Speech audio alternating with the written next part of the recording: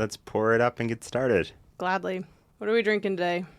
We have a Tempranillo 2015 something or other. You're listening to the Mailbox Money Podcast with Cody Burton. And Rebecca Scott. Yeah, cheers. Cheers. What are we talking about today? We are going to talk about first-time investors. First-time investors. All right. First-time investor mistakes, misses, all of the above? All of the above. Love it. Things that maybe we've seen time and time again because either people don't take our advice or they just don't believe us. Yep. Things that have us hitting our heads against the wall. And we just sit back and sip our wine. Sure, do whatever you want. I only told you to do the opposite. That's okay. That's okay. I know. It's all good. I just had this couple that would do like 80% of what I said and then switched off like one little piece. For example, like with First Bank, with some of the programs they have, being able to put like 20% down rather than 25 on like larger properties and stuff like that. They were all down. They went with First Bank, but like Googled First Bank lender and rather than the one I recommended. So it was like fine, right? It was a product I knew, but like this lender wasn't nearly as responsive as, you know, who we use. Right. And it was just like, I mean, that's not the point of this, but I was just like, really? You're going to go with who I said and the program I recommended, but make me work with somebody new that doesn't answer their phone for a day and a half at a time? Yeah. I think with first-time investors, it's so interesting because you're excited about investing. Absolutely. I would say 90% of the time people come to us and they are researched, they are sold on real estate in general, and they have a good understanding of what they want to buy. However, sometimes that's accurate and sometimes we kind of have to talk them out of it, right? Yep. Yeah, we should definitely talk about research because, I mean, all for clients doing their due diligence, absolutely. Yep. You know, I absolutely do.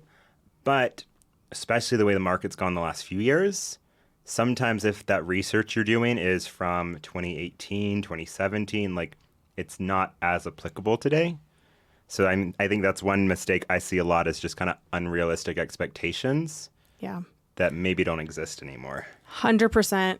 And it is so funny because I know we were talking about this earlier, but sometimes investors come to us and say, I don't want to be involved at all. Let me know when you got something. Or, you know, buy something you would buy. Get me something that you would buy, right? And it's like, okay, I can do that. Happy to. And then sometimes you have the first-time investors that are panicked because they want to invest and they're ready to invest. However, they are taking a huge leap of faith and they are very nervous about it, which rightfully so. Makes total sense. Absolutely. Both are very valid, you know? So it is interesting to see the two different types of first-time investors. Yeah. What do you think you see as like number one mistake or number one misconception maybe? Number one misconception right now is how quickly it goes. Yeah. I oftentimes have clients who sit on money for 3 to 6 months. Yep. And 6 months is dramatic depending on their expectations, but usually it's about 2 to 3 months that they're just sitting there waiting for me to present a deal to them. Well, I don't even think 6 months is dramatic. I mean, especially for, you know, that maybe the first time investors that are a little bit nervous. Yep. You know, they seem to want to like think about it and sleep on it and that sort of thing. And then, you know, I've had this happen twice already this year, and it's not even the end of February, is I've presented a deal, they've gotten back to me, said, yes, let's do it, and it's already gone. Absolutely. Because they, you know, I sent it to them at 8 in the morning, and they got back to me 8 the next morning, which is just crazy. Yeah. What about you? What do you think? I think the number one thing I see is just investors, especially those more nervous investors, that underestimate, or I guess overestimate your cash flow and then underestimate appreciation and basically forget about debt reduction. 100% agree. Most people don't even take debt reduction into account. I think that a lot of investors the first-time investors get into this thinking they're going to be making an extra $1,000 a month. Right. Yep. Off of their first property. And that's just not happening right now. No. Unless you buy in some podunk town in the middle of the US and you bought it for 50 grand and it's cash flowing 1,000, and then in 10 years it's worth 55. Yeah.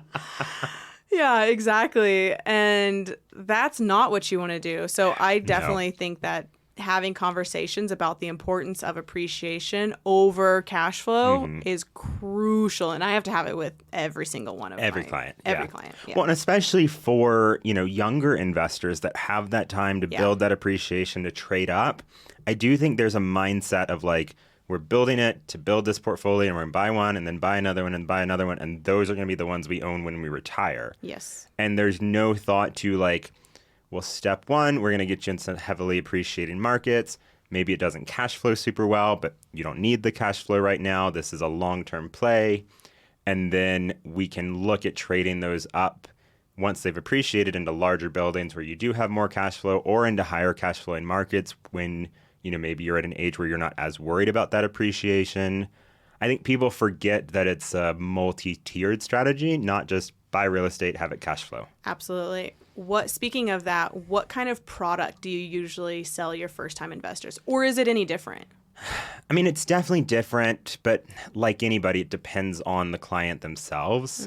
I know one thing, when I can do it, and in this market it's a little tough, I do like selling smaller individual units to first-time investors, because then it's less of a shock when they have to do their first turn. So I like doing that rather than like, some of the places we have are like 4-bedroom units. As a first-time investor, when you have to turn those, that can be a scary cost if you're not prepared for it. And are you saying, when you say smaller units, are you saying a single family, or are you saying just smaller units like 2-bed, 1-bath, and a duplex? Yeah. Smaller individual units. So that's one thing I try to do. Like I said, right now you can't be super picky. But yeah, so like a duplex, triplex, quad, where each of the units are maybe 700, 800 square feet rather than 1,800 square feet. Yeah. Because then it keeps those future costs a little bit down, especially for a newer investor that might scare off a little bit. Absolutely. Turnkey units, when you can do it, are nicer for newer investors because I think they get a little scared on just the CapEx that goes into it. I think there's a lot of mindset of like, we're spending all this money for the down payment, and then, oh my God, we have to spend all this money right after it for those fixes.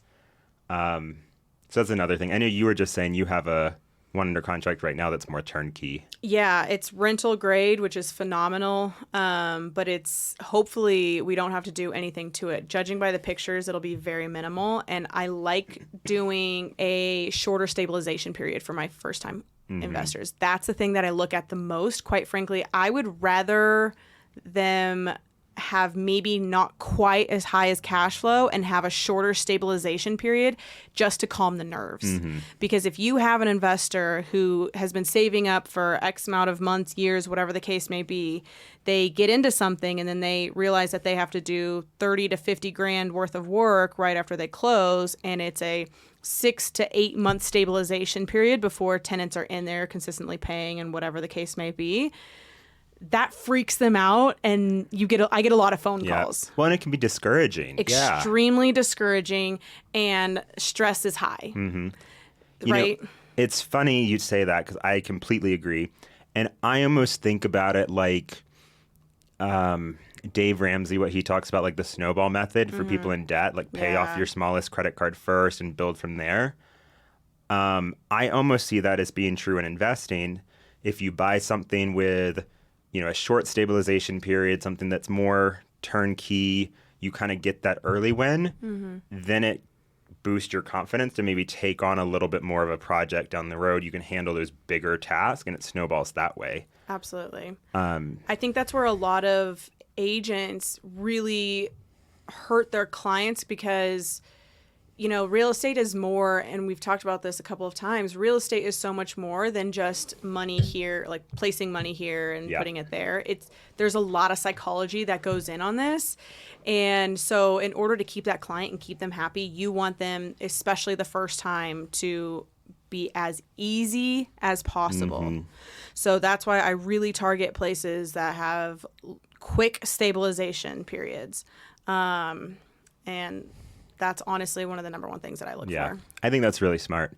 And, it's funny you talk about psychology and all of that. I think, I'm not going to sit here on our podcast and say every single person needs to use us and work with us, right? Of course. But I do think there's an argument there for like, don't work with, your uncle's friend that's a real estate agent and does like 3 retail deals a year to buy your first duplex, because it's going to be a nightmare for everybody. Good God, please don't do it when it comes to investing either. I mean, truly, if you are a retail agent, please don't dip your toes in the investing world unless you've been trained properly. Right, unless that's what you're going to do. Exactly. It's really scary to see that. You'll hear me say this 100 times, but I majored in business and psychology, and I always tell people that I use my psychology degree way more than I use my business degree. I believe it. Yeah. I'm sure you picked up some things that are invaluable for this job. Yep. So it is fascinating. And it's interesting because different clients worry about different things. And this is more so with first-time investing. Yeah. Because especially if real estate is your first investment. It's also different, in my opinion, that I've noticed. If you have a large stock portfolio and you're just looking to diversify, well, you've taken the risk of actually investing, right? Absolutely. So you know what it's like to invest, and you know that it's worth it, right? However, you're just looking to dabble in real estate and you just want to pay somebody to do that. Yeah. And so that is a whole different mentality, just because it's not just the first time you're investing, period. It's the first time you're investing in real estate, which is so different. Yeah. A lot more anxiety comes with the first time you're investing, period. Well, because investing is a mindset, right? Like, Absolutely. regardless of if you're investing in stocks, if you're investing in retail or real estate, if you're investing in private equity, like, the details change, but the mindset really doesn't. Right. And so you're right. That first-time investor that is choosing real estate for their first investment, it's a whole mindset shift that they have to have, and you kind of have to help them through. Exactly. And then so many people, because markets are expensive and housing is very expensive, they're doing house hacking for their first investment property, right?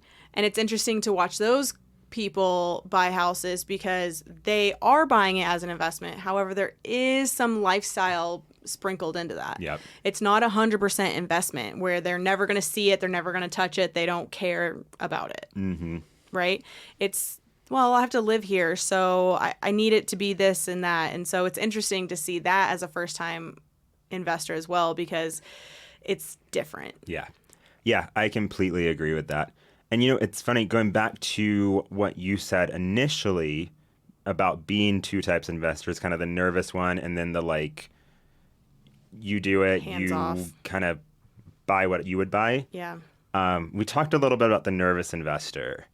The buy what you would buy, I think, for people who aren't agents, and maybe even for people who aren't agents that focus specifically on investment, might hear that and think, oh my God, that's the client you want. Like, Right. That's just going to give you money and be like, buy what you would buy.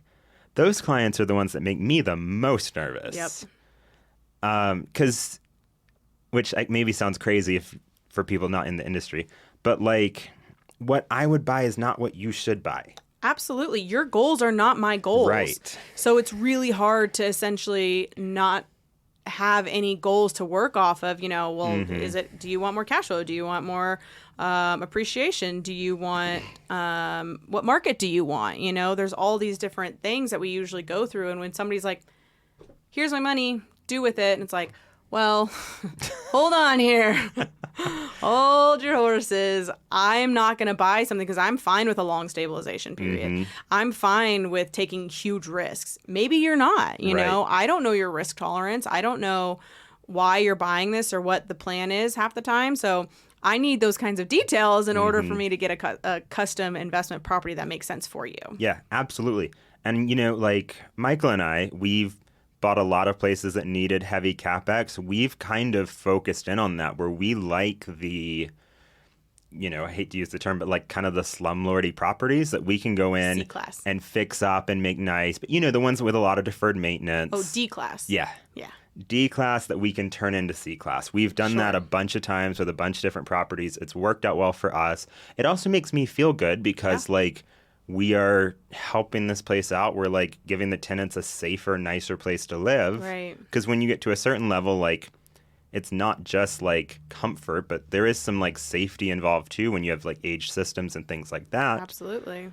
But with the first time investor that's like, just buy me what you would buy, I'm not going to buy them that.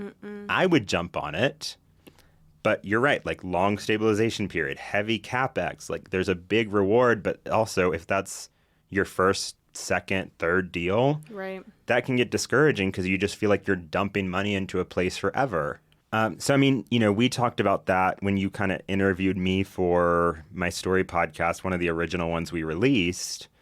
That was one of the big things I had coming into this as an agent because I had been an investor previously, was dealing with those first-time investors who saw things as like this big problem. And it took me a bit to be like, oh yeah, I guess that would be a big problem if I hadn't like dealt with it before. Yeah. And so I think that's honestly what's made me a little nervous about investors being like, just buy me what you would buy. Yeah. I'm like, why? I would buy this. Why don't you want to buy it? Yeah. And realizing that people's goals and people's risk tolerance is different. And I think maybe that's the big thing that first-time investors don't realize is their risk tolerance is maybe different than one of my other investors or me or whoever. How do you feel about first-time investors managing their own properties for the first year? It can be very tough.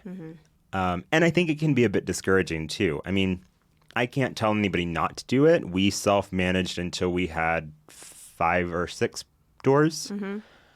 I wouldn't do it again. Absolutely not. Because it can be discouraging if you're spending all of your time there. If you feel like you didn't buy an investment, you just bought another job, which is kind of how I felt for a little while. Because it was like all of my free time was going into this property. And that's not what I signed up for. For sure, it's not why we invest. Right. And I think especially for newer investors, it can be hard not to be emotionally involved, even if you're not managing it. Yeah. But for a first-time investor, especially like say you own a quad, right? And you put all this work into it, you're managing it yourself, you do these renovations, you get these properties, beautiful and ready to be rented. And then you get a tenant in there that trashes it.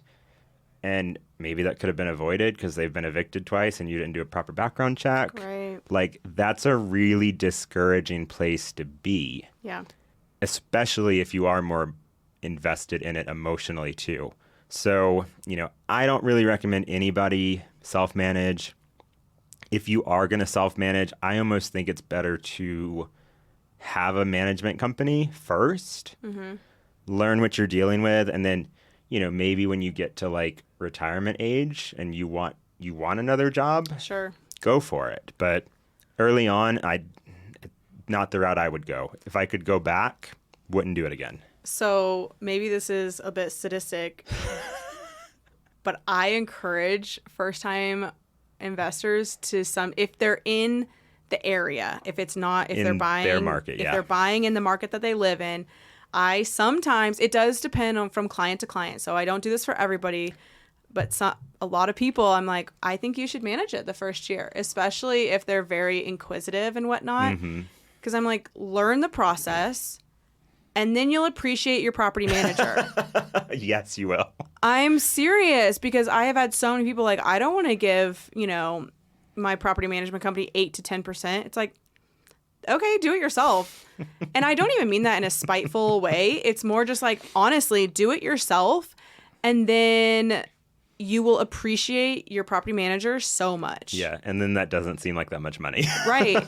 And then you maybe get lower rents because you didn't realize how high the rents should have been, or the property after your tenant moved out, it took you 30 days to turn it and get a new tenant in there. You know what I'm saying? Yep. And it's like, well, that's because you didn't do the process of 90 days before they're, you know, like the whole process that these property managers do and everything that they go through. And also the way that people speak to property managers.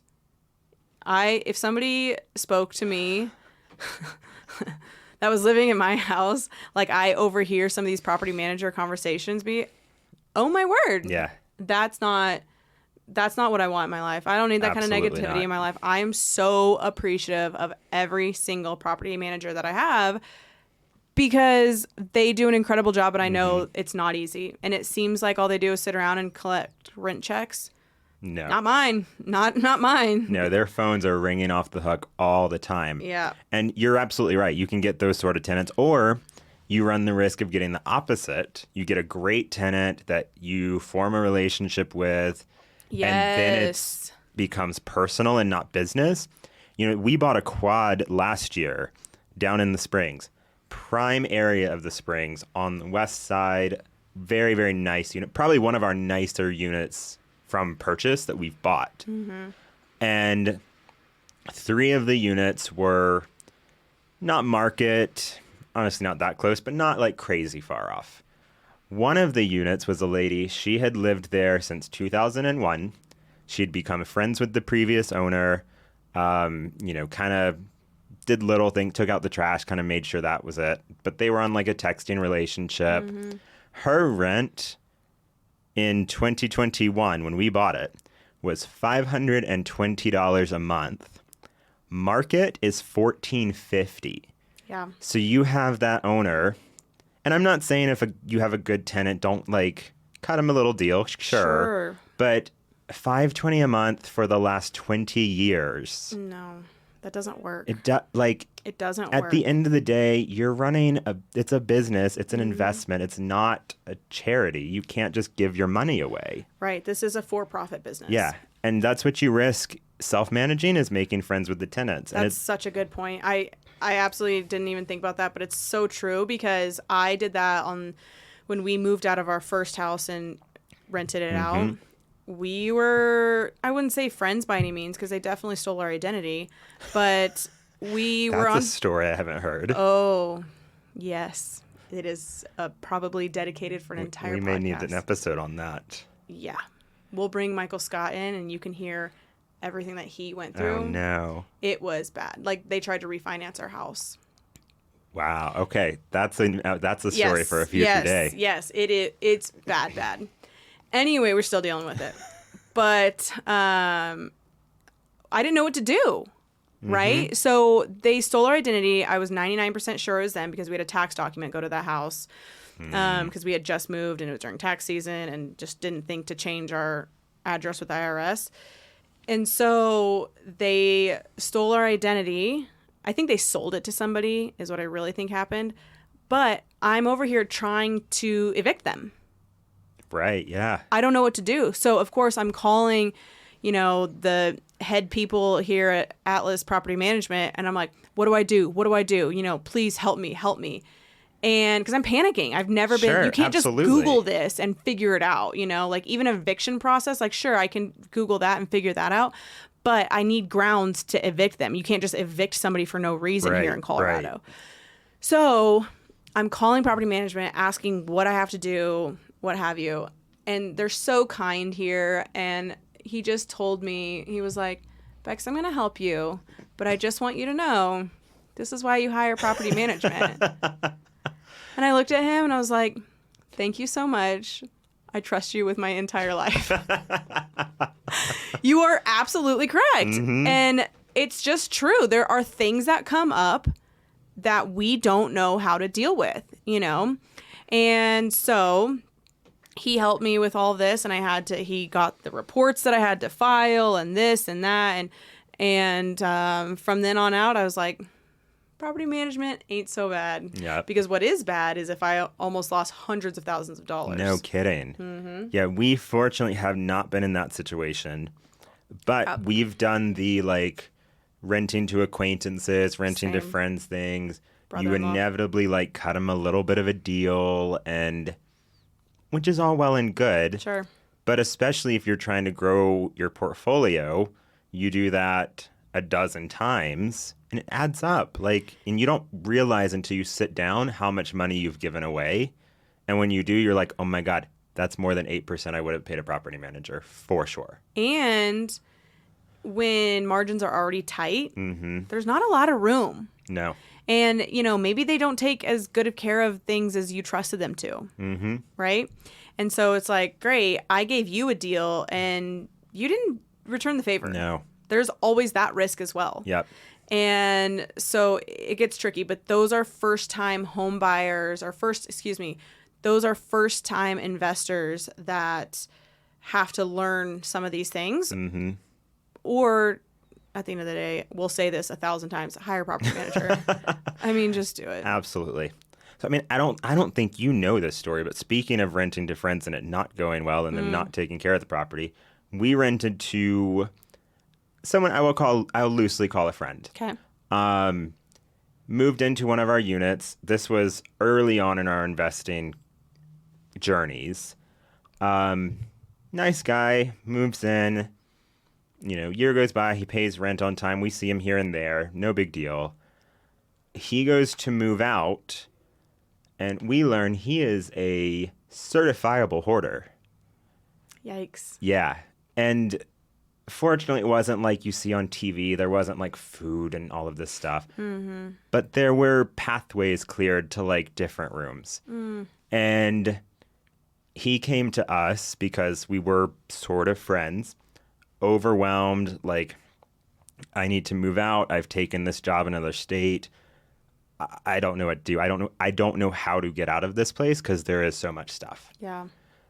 And so then we ended up spending 3 days bagging stuff up, taking it to Goodwill, organizing all of this stuff. And it was just like, if we had kept a degree of separation between the tenant and us through property management, I would not have spent those 3 days doing it because it was not something I enjoyed. The other thing is property managers are better at vetting. Absolutely. And so this is one of the things that first-time investors do a lot of the time is they don't know how to properly vet, or they don't know how to see the red flags or the writing on the wall, right? So you may have, like, I remember when I rented out my first house and I was managing it, I had a window of 2 hours. Everybody come see the house, that and then you can come see it, whatever.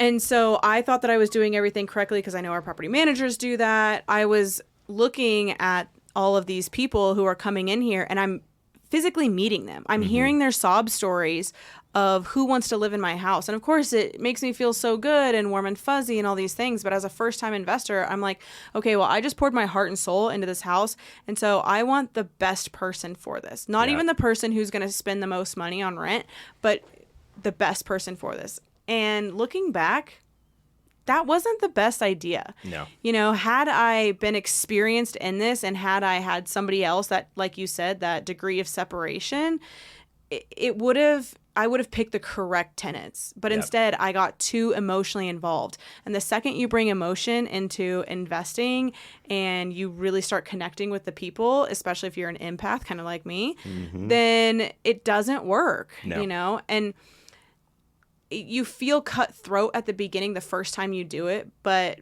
once you have a couple properties under your belt, you realize, okay, this actually is a business. Yeah.